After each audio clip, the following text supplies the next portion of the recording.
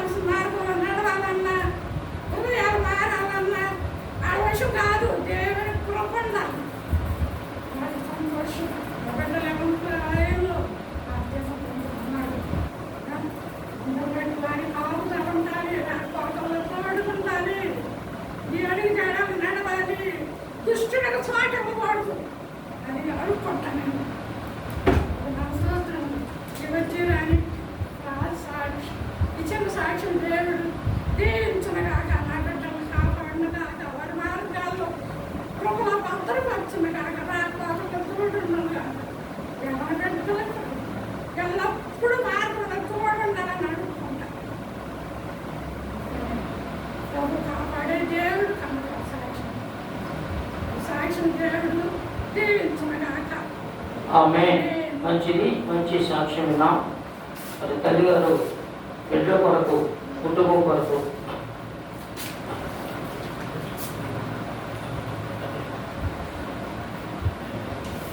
మరి కుటుంబం కొరకు, బిడ్డల కొరకు ఇది బాధ్యత, పెద్దవాళ్ళకి బాధ్యత. ఎందుకంటే బిడ్డల కన్నా తరువాత పిల్లల కొరకు, కుటుంబం కొరకు, వారి క్షేమం కొరకు ప్రార్థన చేయాలి. ఇది తల్లిదండ్రులుగా బాధ్యత. కాబట్టి మంచి సాక్ష్యం చెప్పింది. తన పిల్లల కోసం, తన మనవళ్ళు మనవరాళ్ళ కోసం, తన కుమార్తె అల్లుల కోసం మరి ఇప్పుడు నేను ప్రార్థన చేస్తున్నానని నూతన సంవత్సరంలో చక్కని సాక్ష్యం చెప్పిన తల్లిగారిని దేవుడు దీవించి ఆశీర్వదించునుగాక. వారి సంతానం అంతటిని దీవించునుగాక. వారి మనవరాళ్ళను మనవళ్ళను దీవించునుగాక. ప్రార్థన చేద్దాం. పరిశుద్ధుడా, కృప కలిగిన ఒక తల్లిగా చేయవలసినటువంటి బాధ్యత ప్రకారం నీ సన్నిధానంలో ప్రార్థించుకునే మంచి కృపను నీ కుమార్తెకి ఇచ్చావు. నాయన నీ సన్నిధిలో నిలబడి చెప్పిందంటే ఎంతో భారముతో ప్రభువా రాత్రి మగళ్ళు నీ సన్నిధిలో ప్రార్థన చేసుకుంటూ అందరూ క్షేమం కొరకు, తన క్షేమం కోసం కాదు, అందరూ క్షేమం కొరకు నీ కుమార్తె ప్రార్థన చేసి ఈనాడు తండ్రికి సాక్షిగా నిలబడిన నీ బిడ్డను బలపరుచున్నారు. నాయన వారిద్దరిని ఆశీర్వదించి దీవించవాలి. యేసు నామములో ప్రార్థిస్తున్నాను తండ్రి, ఆమేన్. దేవుని కృపను బట్టి 2024వ సంవత్సరంలో మరి దేవుడు అనేకమైన మంచి మంచి కార్యాలు నాకు జరిగించాడు, మా కుటుంబం కూడా జరిగించాడు. మంచి కార్యాలు చేశారు, చక్కగా వివాహ కార్యక్రమాలు చేశాడు. మరి బిడ్డలు ఎంగేజ్మెంట్ విషయంలో అలాగే అనేక విషయాల్లో మరి మంచి కార్యం చేశాడు. ఆర్థికమైన విషయంలో సహాయం చేశాడు, ఆరోగ్య విషయంలో సహాయం చేశాడు. ప్రయాణంలో వెళ్తున్నప్పుడు కొన్ని చోట్ల కొన్ని విపత్తులకు గురవుతూ ఉండేవాడిని. కొన్ని సమయంలో కొన్ని ప్రమాదాలకు గురవుతూ ఉండేవాడిని. బండి మీద వెళుతూ పడినప్పుడు బండి ఒక చోట ఉండేది, నేను మాత్రం ఇసుకనాలను రోడ్డు మీద గడ్డి మీద పడేవాడిని. కానీ నేను బండి రోడ్డు మీద పడినా కానీ నన్ను మాత్రం దేవుడు రోడ్డు మీద పడలేదు. ఒక గంతు వేసినట్టు, ఒక బావి వెళ్ళినట్లుగా అటు గడ్డి మీద ఇసుక మీద పడేవాడిని. ఇలాంటి సందర్భాలు నాకు ఎన్నో జరిగినాయి. ఒకసారి నేను రోడ్డు మీద బండి మీద వెళ్తా ఉంటుంటే పక్కనే గుంటలు ఉండేవి. ఆ గుంటల కాడ ఆ వాహనాన్ని తప్పిస్తూ వెళ్తున్నప్పుడు ఆ గుంటలో పడిపోయాను నేను. అంటే అది ఆదివారం కాదు, 2 రోజుల్లో. ఇలా పరిస్థితుల్లో నేను ఇంటికి వెళ్తే మళ్ళీ కంగారు పడతానని నాకేం దెబ్బ తగ్గలేదు. తర్వాత మళ్ళీ పక్కనే ఒక చిన్న చెరువు లాంటిది ఒకటి ఉంటే అటు ఏంటంటే నగరానికి ఈ తాటేగారి మధ్యలో చిన్న చెరువు ఉంటుంది. ఇప్పుడు అక్కడికి వెళ్ళిపోయి శుభ్రంగా బట్టలన్నీ గుంచుకొని మళ్ళీ అదే బండి వేసుకొని సబ్బు తెచ్చుకొని ఉతుక్కొని ఆ తాడు చెట్టుకొని కూర్చొని మళ్ళీ అన్ని సబ్బుతో గుంచుకొని శుభ్రంగా వెళ్ళిన తర్వాత మామూలు మనిషిగా ఉండేటట్టుగా ఇంటికి వచ్చేవాడిని. ఎవరికి చెప్పేవాడిని కాదు నేను, ఎందుకంటే చెప్పిన కానించి కంగారు పడతా ఉంటారని. ఇలాంటి సందర్భాలు ఎన్నో జరిగినాయి నా జీవితంలో. ప్రమాదాలు బళ్ళు మెలుస్తున్నప్పుడు విచిత్రం ఏంటంటే ప్రమాదం జరిగినప్పుడల్లా నాకు దెబ్బలు రక్తం కనబడేది కాదు, కానీ నొప్పులు వస్తూ ఉండే. తెలియకుండా ట్యాబ్లెట్స్ తెచ్చుకొని మింగి ఆ విధంగా పరిశీలనలోకి సాగుతూ ఉండేవాడు. ఇయే కాదు, ఆర్థిక విషయంలో ప్రార్థించేవాడిని, దేవుడు సమకూర్చేవాడు.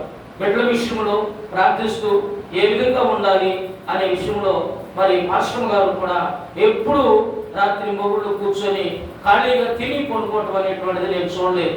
తిని కొనుక్కొని నిద్రపోదామో తెలియదు. తినగానే తిన్నా తినకపోయినా చక్కగా ఇంట్లో ఆ గదిలో కూర్చొని వాక్యం చదువుకొని పాట పాడుకొని ఎప్పుడు ప్రార్థన చేస్తా. ఎప్పుడు ప్రార్థనే. ఎప్పుడు ఎందుకు తన కోసం కాదు కానీ కుటుంబం కోసం ఎప్పుడు ప్రార్థన చేస్తున్నట్టుగా నేను చూసేవాడిని. నేను మీటింగ్కి వెళ్ళి వచ్చిన తర్వాత ఏం చేస్తున్నాను, నేను తలుపు తీసి చూస్తే ప్రార్థన చేస్తూ ఉండేది. నేనన్నా వెనకాడుతూ ఉండేవాడిని కానీ అవి మాత్రం వెనకాడేది కాదు. ప్రార్థన చేస్తా కూర్చునేది, వాక్యం చదువుకుంటా కూర్చునేది. ఇక రాత్రి మొగుడు పని అంటూ ఉంది అంటే కుటుంబం కోసం ప్రార్థన చేయటమే ఆమె పని.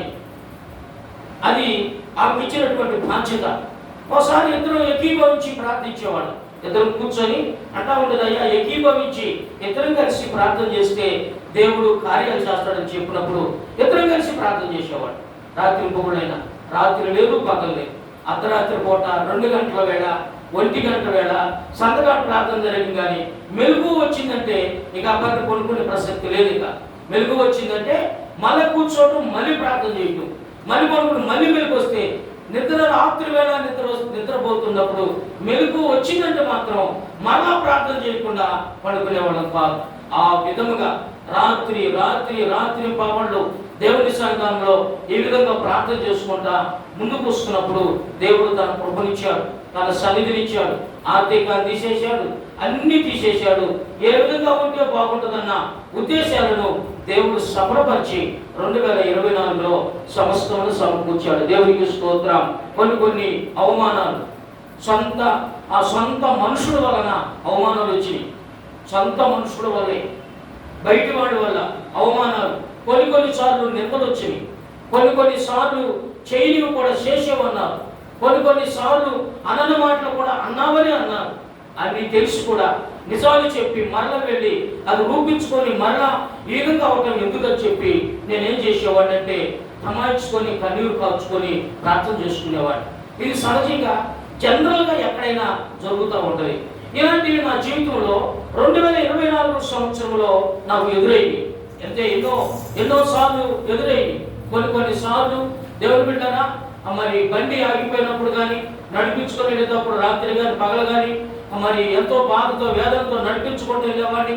కొన్ని ఎక్కడ చూసినా నా జీవితంలో నాకు సంతోషము, నాకు ఆనందము, నాకు ఏది లేకుండా సుఖంగా బ్రతకాలని నేను ఏ రోజు కోరుకోను కూడా. నేను దేవుణ్ణి మాట్లాడను, అయ్యా నేను సంతోషంగా ఉండాలి, సుఖంగా ఉండాలి, హ్యాపీగా ఉండాలి అని ఏ రోజు కోరుకోను. నువ్వు ఇచ్చిన పని నమ్మకంగా చేయాలి. ఏది ఏమైనా నీ చిత్తమేమైందో తెలియదు కానీ నువ్వు చేయట్లేదని నీ మీద నింద పెట్టను. కానీ నేను మాత్రం నీ పని మాత్రం శక్తి లేకుండా జరిగించాలని ప్రభు సంఘంలో తీర్మానం చేసుకున్నప్పుడు కృప కలిగినటువంటి దేవుడు అన్ని విషయాల్లో సహాయం చేశాడు. దేవునికి స్తోత్రం కలుగును గాక. అయితే పరిశీలన విషయంలో అడిగాను కానీ కొన్ని విషయాలు ఉన్నాయంటే దాన్ని నా నోరు కూడా విప్పకుండా ఆయన బంధించాడు. తరువాత అవి తన సమయం వచ్చినప్పుడు, తన కాలం వచ్చినప్పుడు దేవుడు బిడ్డరా దేవుడు పర్మిషన్ ఇస్తాడు. ఆ రోజున ఒక గొప్ప సాక్షిగా నిలబడేటువంటి రోజులు కూడా ప్రభు నాకు చూపించాడు. ఒక గొప్ప సాక్ష్యం, నాకు ఒక సాక్ష్యం కావాలి, ఒక సాక్ష్యం ఉండాలి. ఒక సాక్ష్యం ఉంటే దేవుడు ఏ విధంగా దేవుడు నన్ను, నా కుటుంబాన్ని, సంఘాన్ని ముందుకు నడిపించాడో, ఎన్ని ఇబ్బందులు పడితే, ఎన్ని బాధలు పడితే, ఎన్ని శ్రమలు పడితే సంఘాన్ని ఆయన ముందుకు నడిపించాడు. కొన్ని సందర్భాల్లో ఒంటరి పరిస్థితుల్లో కూడా దేవుడు నిలబెట్టాడంటే ఇదంతా ఒక సాక్ష్యము. దేవుడు దీన్ని ఒక సాక్షిగా సమకూరుస్తున్నాడు.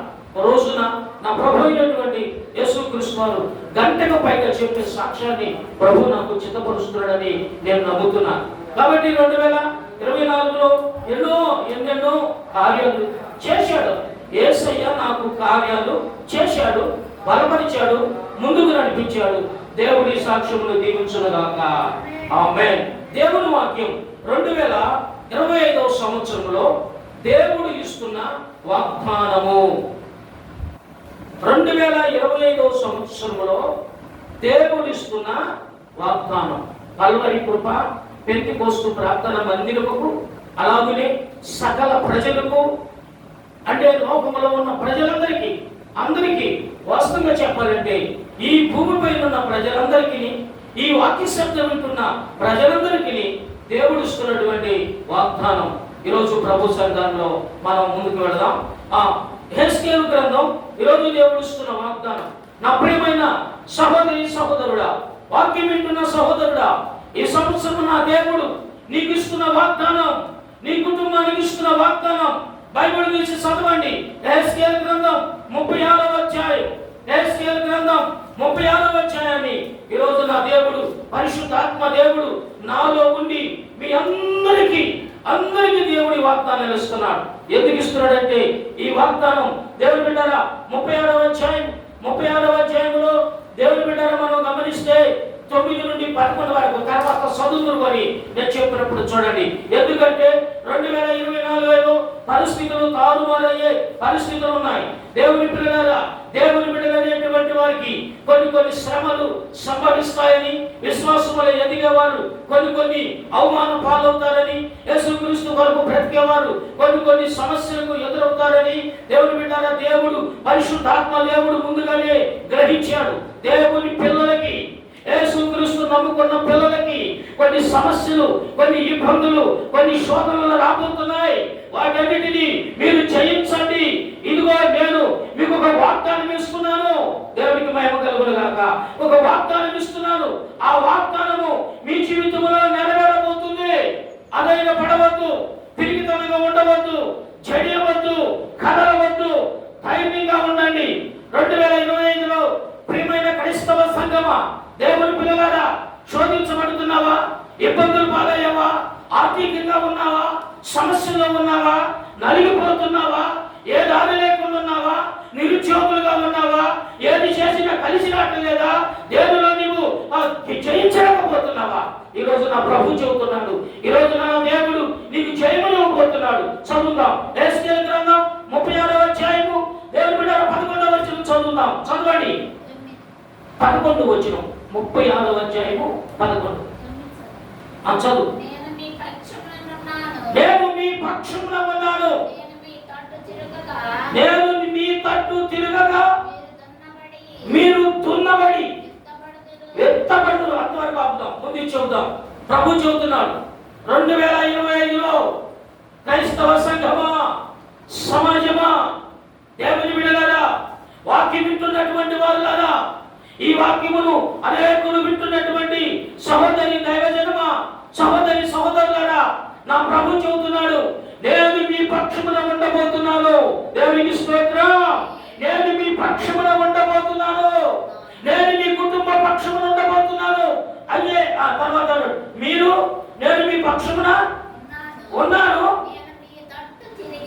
నేను మీ తట్టు తిరగగా చూసారా? దున్నబడి ఎత్తబడుట. మన పేరుకే ఇది. నేను మీ పక్షమున ఉన్నాను. మీరు నా తట్టు తిరిగితే మీరు దున్నబడతారు. దేవునికి స్తోత్రం. దున్నబడతారు.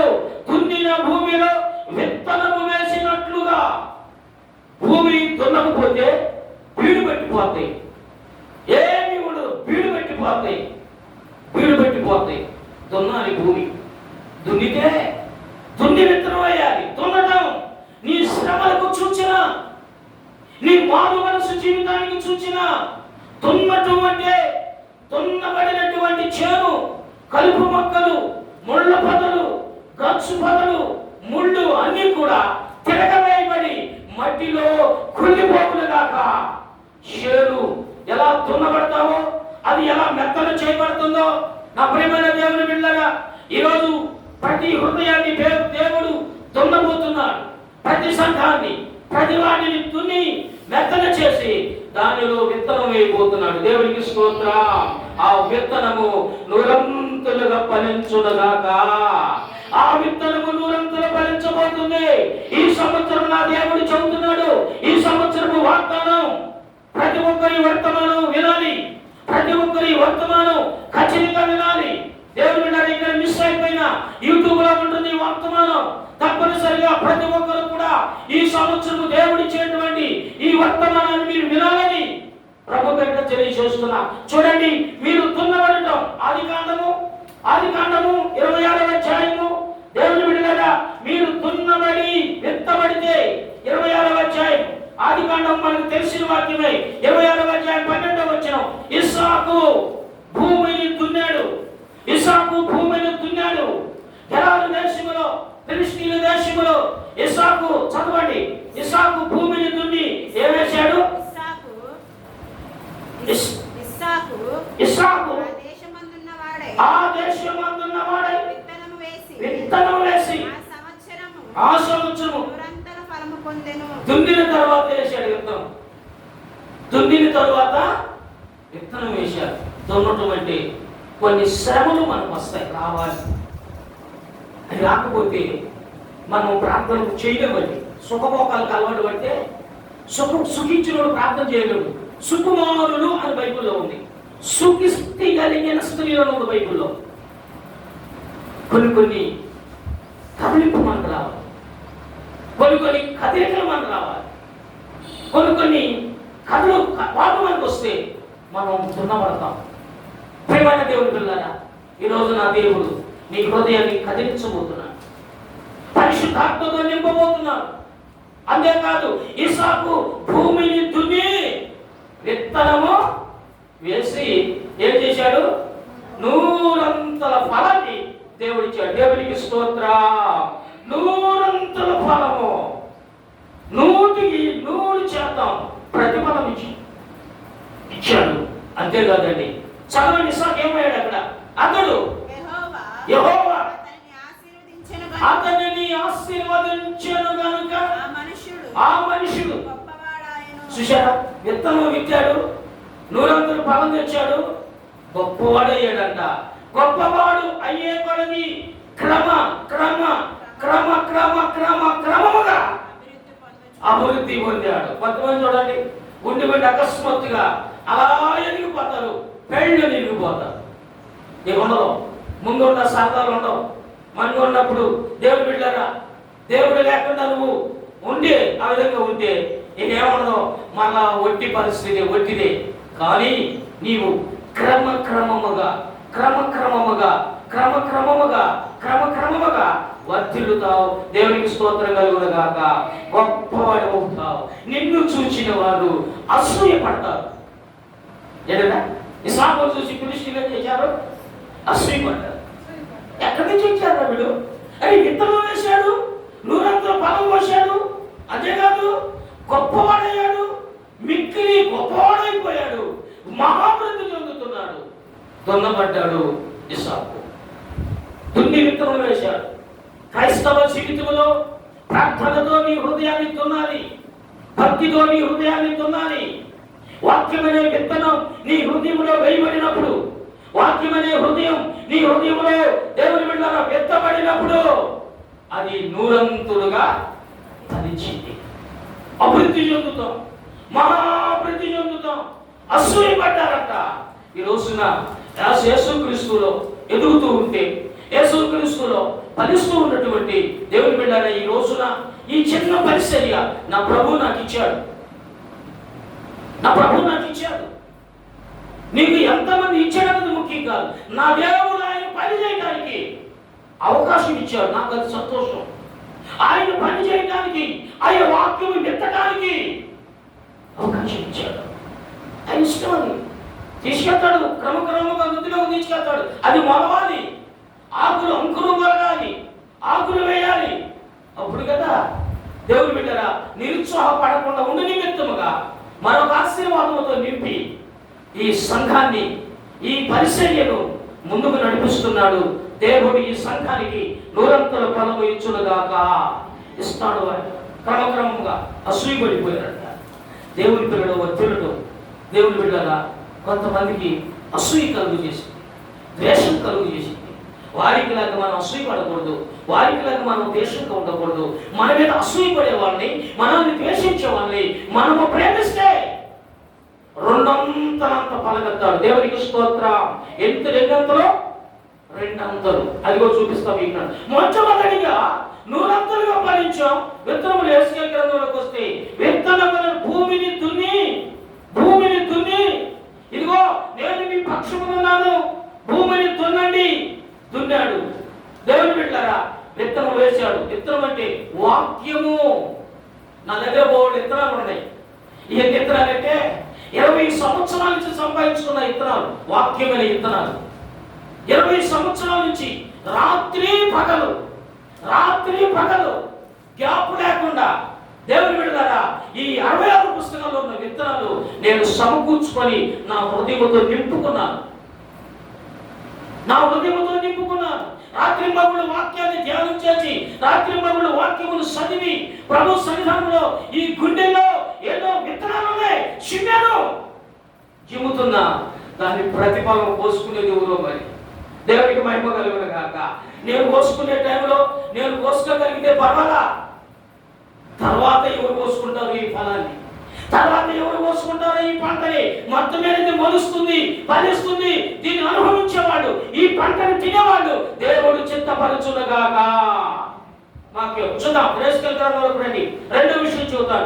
100 ఫలం అని. ఇప్పుడు 200 ఫలము. ఎన్ని ఫలం? బైబిల్లో 200 లేదు, నేను చెబుతున్నాను 200 మేలు. చదవండి. హెస్కేల్ గ్రంథం 36వ అధ్యాయము చదువుకున్నాం. 9వ వచనం చదివారు. నేను మీ పక్షంలో ఉన్నాను, మీరు నా తట్టు తిరగగా దున్నబడిన విత్తబడుదురు, మీ మీద మానవ జాతిని విస్తరింపజేస్తాను. నా పట్టణములకు పాడైపోయిన పట్టణములు మరలా కట్టబడును, మీ మీద మనుషులను పశువులను విస్తరింపజేసి అది విస్తరించి అభివృద్ధి నందును పూర్వమున్నట్లు నివాస స్థలముగా చేసి మునుపటి కంటే అధికమైన మేలు. దేవునికి స్తోత్రం. దీన్ని 200 మేలు అంటారు. మునుపటి కంటే అధికం. దీన్ని 200 అని బైబిల్లో రాయబడింది. అధికం, ఎక్కువ. 100% కాదు, 200%. దేవుణ్ణి ప్రేమిస్తారట 1000% అంట. దేవుణ్ణి ప్రేమించే వాడికి ఎన్ని? 1000%. మామూలుగా ఎత్తబడిన వారు 100%. కానీ శ్రమపడి, కష్టాలు అనుభవించి, బాధలు అనుభవించి, ప్రార్థన చేసి, విశ్వాసం కలిగి, భయభక్తులు కలిగి ఆయన బిడ్డగా జీవించే వాడికి ఎంత మేలు? మునుపుటి కంటే అధికమైన మేలు చేస్తాడంట. అధికమైన మేలు అంటే గొప్ప మేలు చేసేస్తాడంట. అందుకని దేవుని బిడ్డరా, ఏ విషయంలో కూడా అధైర్యపడకూడదు. మనం తిరిగితనంగా ఉండకూడదు. మనుషుల బెదిరింపులకు బెదరకూడదు. దేవుడు నీకు ఎలాంటి పరిస్థితి ఇచ్చాడో, దేవుడు ఏ స్థితిలో నీవు ఆయన ప్రకటించమని చెప్పాడో, ఏ స్థితిలో ప్రార్థించమని చెప్పాడో, ఏ స్థితిలో చూశాడో నా వైపు చూడన్నాడు. దేవునికి స్తోత్రం. యేసు వైపు చూస్తున్న పరిస్థితి అయింది, మనుషుల వైపు చూసేది కాదు ఇది. అందుకని నా ప్రభు అయినటువంటి యేసుక్రీస్తు ఈ వాక్యాలు ప్రకటిస్తున్నాడు. అధికమైన మేలు. ఏబు గ్రంథము అధికమైన మేలు అంటే దాని అర్థాన్ని నేను మీకు చూపిస్తాను. 34వ అధ్యాయం ఏబు గ్రంథం 30 చూద్దాం. దేవుని పిల్లలారా, ఈరోజు నా దేవుడు నీకు ఇస్తున్న, నాకు అందరికి ఇస్తున్న వాగ్దానము ఏబు గ్రంథం 42 10వ వాక్యంలో ఈరోజు దేవుడు ఇస్తున్నటువంటి వాగ్దానం 2025లో ప్రతి కుటుంబానికి, ప్రతి విశ్వాసకి, ప్రతి సేవకుడికి, ప్రతి సంఘానికి, ప్రతి కుటుంబానికి దేవుడు ఇచ్చే ఆశీర్వాదాన్ని మనమందరము పొందుకొందుముగాక. చదువుదాం. మరియు యోబు తన స్నేహితుల నిమిత్తం ప్రార్థన చేసినప్పుడు యెహోవా అతన్ని క్షేమస్థితిని మరలా దయచేసెను. మరియు యోబుకు పూర్వము కలిగిన దానికంటే 200 అధికం అంటే 200 మేలు చేశాడంట. దేవునికి మహిమ కలుగును గాక. మేలులతో నా హృదయం తృప్తి పరచినావు, రక్షణ పాత్రనిచ్చి నీవు స్తుతింతును. మేలులతో నా హృదయం తృప్తి పరచినావు, రక్షణ పాత్రనిచ్చి నీవు స్తుతింతును.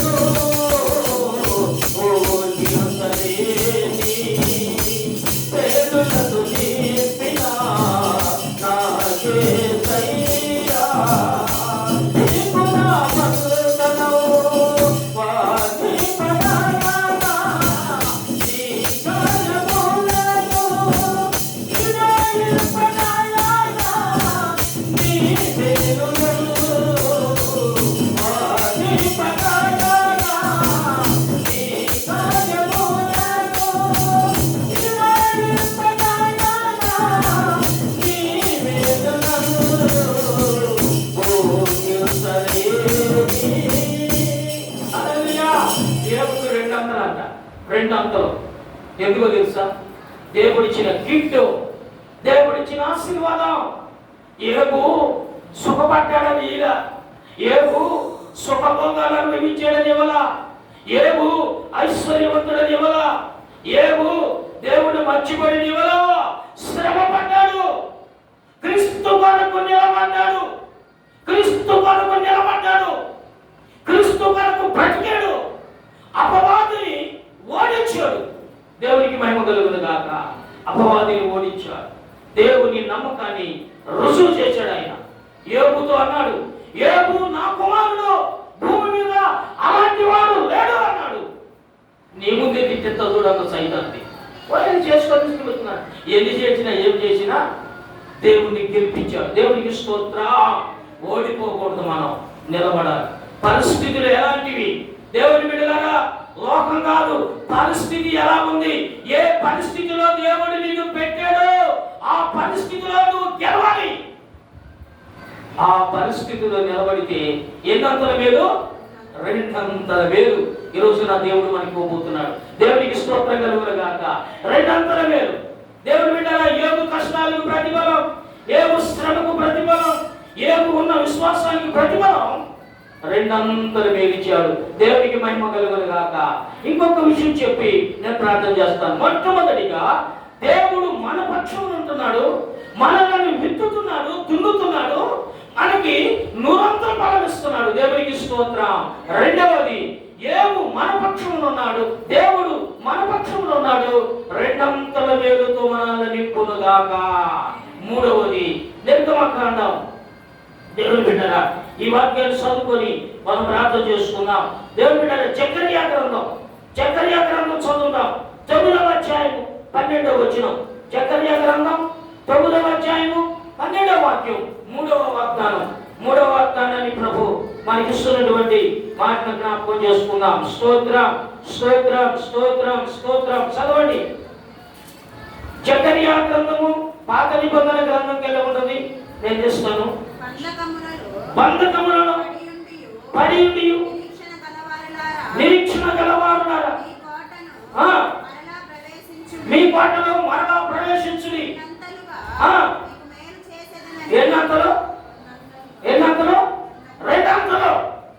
నిరీక్షణలో అంటే శ్రమలో ఉన్న వారులారా, శ్రమలో పడి ఉన్న వారులారా అన్నాడు.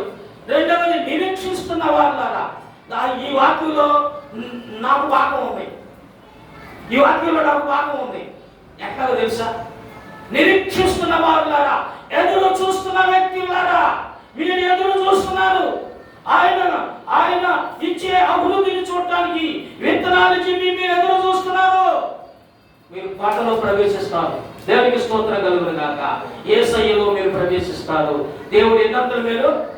రెండంతలు. బంధకాలలో ఉన్నవారులారా, బంధించబడిన వ్యక్తులను దేవుడు విడిపించబోతున్నాడు. కష్టాలలో ఉన్న వ్యక్తులను దేవుడు విడిపించబోతున్నాడు. శ్రమలలో ఉన్న వ్యక్తులను దేవుడు విడిపించబోతున్నాడు. ఇబ్బందుల్లో ఉన్న వ్యక్తులను దేవుడు విడిపించబోతున్నాడు. రోగములో ఉన్న వ్యక్తులను దేవుడు విడిపించబోతున్నాడు.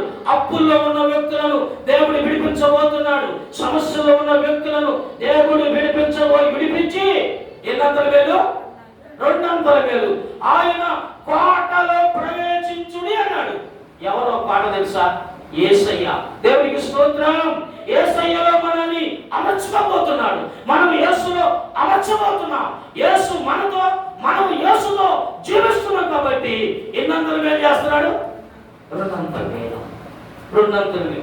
చాలా మందికి దేవుని బిడ్డలారా రెండంతల మేలు. కనుక దేవుని బిడ్డలారా, బంధకాలలో ఉన్న వారికి రెండంతల మేలు దేవుడు చేయునుగాక. శోధించబడిన వారికి రెండంతల మేలు చేయునుగాక. దేవుని బిడ్డలారా, ఫస్ట్ చదువుకున్నది, దున్నబడిన వారు నూరంతుల ఫలము పొందుదురుగాక. అర్థం చెప్పారు. రెండవది, విశ్రాంతి దినమునగా ఆదివారమును అశ్రద్ధ చేయకుండా ఉన్న వారికి రెండంతల మేలు దేవుడు అనుగ్రహించునుగాక. రెండంతల మేలు అంటే రెండంతలు మేలుస్తారు. నిర్గమకాండము 16వ అధ్యాయంలో ఈ వాక్యం చదువు ప్రార్థన చేస్తాను. ఈ రెండంతల గురించి ఇక్కడ రాయబడింది. నిర్గమకాండము 16వ అధ్యాయంలో ఇలాంటి పరిస్థితులు చూసినప్పుడు నాకు కొంత భార్య శుద్ధి కొంతమందిని చూసినప్పుడు ఆదివారం పూట దేవుడు బిడ్డరా, ఆదివారం విషయంలో కూడా దేవుడు ఆశీర్వాదాన్ని చిత్తపరిచాడు. ఆదివారం విషయంలో కూడా ఆశీర్వాదం ఉంది. చూద్దాం. నిర్గమకాండము 16వ అధ్యాయము, నిర్గమకాండము 16వ అధ్యాయంలో అది రెండంతలుగా మారబోతుంది మన్నా అని వ్రాయబడుతుంది. రెండంతలుగా మారుతుందని వ్రాయబడింది. ఎందుకంటే ఆరో దినమున రెండంతల ఆహారం కూర్చుకున్నప్పుడు చాలు, రెండంతల ఆహారాన్ని కూర్చుకోవాలి అంటే అర్థం ఏంటంటే ఆదివారము పూట అశ్రద్ధ చేయకూడదు. మనం ఏం అనలేము, అశ్రద్ధ చేయకూడదు. ఆదివారం అశ్రద్ధ చేసినా దేవుడు కట్ చేస్తాడు, ఆశీర్వాదాలు కటింగ్ చేసేస్తాడు. ఆపుకులు నీకు అంటాడు, ఇస్తాడు కానీ ఆపు అంటాడు. నేను ఎందుకు తొందరపడతానో తెలుసా? 10 గంటలకు ఆరాధన అంటే 9:30కి వచ్చి కూర్చుంటా. ఎక్కడైతే 9 గంటలకు ఆరాధన అంటే 8 గంటలకు వచ్చి కూర్చుంటా. నా ఆశీర్వాదాన్ని దేవుడు కట్ చేయకూడదని. ఈరోజు అశ్రద్ధ ఆదివారం పూట 2 అంతులు ఎందుకు చెప్పాడంటే ఇశ్రాయేలు ప్రజలకు ఒక మాట చెప్పాడు. రే బాబు, పొద్దున్నే మన్నా కురుస్తుంది, 5 రోజులు తినండి, మీ ఇంటి వాళ్ళు తినడా పడుకున్నాడా తినాలి. 6వ రోజు మాత్రం 2 అంతులు కూర్చుకోండి, 2 అంతులు కూర్చుకోండి, ఎక్కువ తీసుకోకూడదు. అవి ఆశీర్వదించబడింది, 2 అంతలుగా మారిపోతాయి అని చెప్పారు. కొంతమంది ఏం చేశారంటే దేవుని మాట వాళ్ళు లెక్క చేయరు. కొంతమంది లెక్క చేయరు కదా, దేవుని మాట లెక్క చేయరు కదా. వాళ్ళు ఏం చేశారంటే ఎక్కువగా కూర్చుకున్నారు. అలా అతిక్రమించినటువంటి దేవుని ఆజ్ఞను అతిక్రమించి అశ్రద్ధ చేసి లెక్కలేని స్వభావంగా దేవుని సన్నిధి వెనక జీవించిన వాళ్ళకి అది కంపు కొట్టిందంట. మోషే చెప్పారు, ఏంటా కంపు కొట్టయ్యా, వాళ్ళు పెట్టుకుంటారు కంపు కొడుతుంది, అది గుండులు పెట్టిపోయిందంటయ్యా అన్నాడు. ఏంటా అన్నాడు. ఆజ్ఞ అతిక్రమించాడు. దేవుడు చెప్పిన మాటను త్రోసివేసావు కనుక నీకు 2 అంతులు కూడా ఉండదు, ఆ రోజు పొస్తుండు అంటాడు దేవుడు. అయితే దేవుని పిల్లలారా, ఈ రోజున 6వ రోజున సమృద్ధిగా కూర్చున్న వారికి 7వ రోజున విశ్రాంతి దినము కనుక అది 2 అంతలుగా మారిందంట. దేవునికి స్తోత్రం. 2 అంతలు అయిందంట. అంటే శనివారం కూర్చున్నది ఆదివారము ఆశీర్వాదంగా దేవుడు దీవించాడంట. దేవునికి స్తోత్రం కలుగునగాక. అశ్రద్ధ చేస్తూ ఉంటారు. అదే నేను చూసి బాధపడతా ఉంటాను, ప్రభా ఎప్పుడు తెలుసుకుంటారు వీళ్ళు ఈ విధంగా ఆలస్యం చేసి అశ్రద్ధ అంటే వాడికి ఏదో అనుకుంటున్నారు కానీ వీళ్ళకి వాక్యం తెలియదు అనుకొని దేవుని బిడ్డరా బాధపడుతూ ఉంటారు. దేవుని సన్నిధిని అశ్రద్ధ చేయకూడదు. 1 గంట ముందే ఉండాలి. అలా నీ ఉండి ఆసక్తి కలిగి దేవుని వరకు నువ్వు ప్రయాసపడితే 2 అంతల ఆశీర్వాదము దేవుడు మనకి అనుగ్రహించునుగాక. దేవుని సన్నిధిలో అతి శ్రేష్టంగా ఉన్నవాడు, దేవుని సన్నిధికి పరిగెత్తేటువంటి వారు, ఆదివారం పూట విశ్వాసంతో మందిరానికి వచ్చేటువంటి వారు, దేవుని సన్నిధానంలో ఆరాధనలకు ముందు పరిగెత్తేటువంటి వారు, పాటల్లో పాలుపొంగులు పొందిన వారు, స్తుతుల్లో పాలుపొంగులు పొందిన వారు, ఆరాధనలో పాలుపొంగులు పొందిన వారు, యేసయ్యను మహిమపరిచే విషయంలో ప్రతి ఆదివారంలో నీవు పాలుపొంగులు పొందితే 2 అంతల ఆశీర్వాదం అనుగ్రహించునుగాక. కొంతమంది ఆరాధన అయిపోయిన కొంతమంది అంటే జనరల్గా చెబుతున్నారు, ఆరాధన అయిపోయినాక వెళ్దామలే, కొంతమంది పాటలు అయిపోయినాక వెళ్దామలే, కట్టెక్కిపోతుంది వాళ్ళకి, కట్ చేసేస్తున్నారు. ఈ రోజున 2 అంతల ఆశీర్వాదాన్ని పొందలేకపోతున్నారు. ఈ రోజున ప్రభు చెబుతున్నారు, ప్రభు సన్నిధిలో అశ్రద్ధ చేయకుండా అతి వేగముగా పరుగున దేవుని సన్నిధిలో దేవుణ్ణి మహిమపరచడానికి, దేవుణ్ణి కనపరచడానికి, దేవుణ్ణి ఆరాధించడానికి వస్తే 2 అంతల ఆశీర్వాదాన్ని దేవుడు అనుగ్రహించునుగాక. ఈరోజు ప్రభు మనకిస్తున్నాడు. 2025వ సంవత్సరం మొదటి వర్తమానం కల్వరి కృప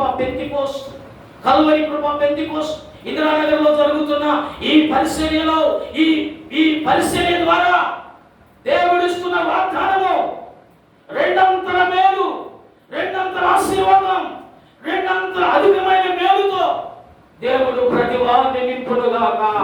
ప్రతి వారిని నింపబోతున్నాడు. కాబట్టి నా పిల్లలారా, ఈరోజు నా ప్రభు చెబుతున్నాడు, నేను మీ పక్షమునున్నాను, మీరు దున్నపడతారు, 100 అంతల ఫలం మీకు ఇస్తాను. ఏడు శ్రమ పడ్డాడు, 2 అంతల ఆశీర్వాదం పొందుకున్నాడు. అధికమైనటువంటి ఆశీర్వాదాన్ని పొందుకున్నాడు. దేవుని బిడ్డలారా, బంధకాల్లో ఉన్నవాడు, బాధల్లో, అప్పుల్లో, చాలా మంది ఇక్కడే అప్పులు కూలిపోయి సమయానికి బయటకు రారు. అప్పులు పడ్డాడంటే ఊపిలో పడ్డాటేగా బయటికి రావడం కష్టం. ఎప్పుడుకో దేవుని కొనుక్కుంటే అది అద్భుతంగా వస్తారు, అద్భుతం ఆశ్చర్యంగా వస్తారు ఆ ఊపిలో నుండి, లేకపోతే వాళ్ళు పైకి ఎక్కలేరు. ఈరోజు నా దేవుడు అప్పుల ఊపిలో నుండి, సమస్యల ఊపిలో నుండి, కష్టాల ఊపిలో నుండి, ఆర్థిక ఊపిలో నుండి, దేవుని బిడ్డలారా, ఓ దేవుని పిల్లలారా, ఇదిగో రోగాల విషయంలో నిరుద్యోగంగా ఉన్నావా, పని లేని వాడిగా ఉన్నావా, పనికి మారిన వాడిగా ఉన్నావా, ఎందుకు పనికిరాని వాడిగా ఉన్నావా, ఎలా ఉన్నావు? నా దేవుడు ఈ సంవత్సరం నిన్ను పిలుస్తున్నాడు. నీకు రెండంతల మేలు ఇవ్వబోతున్నాడు. దేవునికి స్తోత్రం. నా ప్రభు సన్నిధికి రండి, నా ప్రభు సన్నిధికి రండి. దేవుని బిడ్డలారా, అది బంధకాల్లో ఉన్నవాళ్ళు బంధకాలని యేసయ్య తెచ్చివేయుగాక, బంధకాలని తెచ్చివేయుగాక, తెచ్చేసి నీకు ఫ్రీ ఇవ్వబోతున్నాడు. బాధ్యతలు తీరిపోతాయి, ఖచ్చితంగా తీరిపోతాయి. దేవుని బిడ్డలారా, నీ బిడ్డలకు ఉద్యోగాలు ఇస్తాడు, నీ కుమార్తెలకు వివాహాలు జరుగుతాయి, నీ కుమారుడికి వివాహాలు జరుగుతాయి, నీ కుటుంబం సమస్యల నుంచి విడిపించబడుతుంది, రోగాల నుంచి విడిపించబడుతుంది. ఈ సంవత్సరం నా దేవుడు ఇస్తున్నాడు. ఈ పరిచర్య ద్వారా, ఈ పరిచర్యను ప్రేమించి, ఈ పరిచర్యలో నుంచి ఇస్తున్న నూతన వాగ్దానం ఇది. దేవునికి స్తోత్రం. సియోనులో నుండి నిన్ను ఆశీర్వదిస్తున్నాడు, సియోనులో నుండి నిన్ను ఆశీర్వదిస్తున్నాడు. కల్వరి కృపా పెంతెకోస్తు ప్రార్థన మందిరముల నుండి పరిశుద్ధాత్మ దేవుడు ఆశీర్వదిస్తున్నాడు. దేవునికి మహిమ కలుగును గాక. దేవుని సన్నిధిలో నీవు వేగముగా వస్తే, దేవుని సన్నిధికి నీవు త్వరగా వస్తే, దేవుడు రెండంతలుగా నిన్ను ఆశీర్వదించునుగాక. ఆపుకూలి ఎవడో, లేకపోతే ఒక పూట కూలి, లేకపోతే పావుగా కాదు, దేవుడు 100% మనల్ని ఆశీర్వదించునుగాక. ప్రార్థన చేసుకుందాం. స్తోత్రం, స్తోత్రం, స్తోత్రం, స్తోత్రం, స్తోత్రం. దేవానికి స్తోత్రం, స్తోత్రం, స్తోత్రం. దేవానికి స్తోత్రం, స్తోత్రం, స్తోత్రం, స్తోత్రం, స్తోత్రం, స్తోత్రం, స్తోత్రం, స్తోత్రం చూద్దాం. దేవానికి స్తోత్రం, స్తోత్రం. రెండంతల ఆశీర్వాదాన్ని ఇస్తానని వాగ్దానం చేసావయ్యా, అధికమైన ఆశీర్వాదం ఇస్తానని చెప్పావు తండ్రి. ఇదిగో నాయన, రెండంతల దీవెన, రెండంతల ఆశీర్వాదం ఇస్తానని మునుపటి కంటే ఇది వరకు కంటే ఇప్పుడే నిన్ను నేను నింపబోతున్నాను ఆశీర్వాదాలతోనని వాగ్దానం చేసిన బలమైన దేవా, నీకు స్తోత్రం. సహాయం చేసి నీ కృపను బలపరచండి. బిడ్డలందరి పక్షమున మీరుండండినైనా, మీ అద్భుతమైన కార్యములు, మీ ఆశ్చర్యమైన కార్యములు జరిగించి నీ నామానికి మహిమ, ఘనత, ప్రభావములు తెచ్చుకోమని యేసుక్రీస్తు నామములో ప్రార్థిస్తున్నాను తండ్రి. ఆమేన్, ఆమేన్. పలువర్ధనగా కాంటూ కట్టుకొని కొట్టాలి. మరి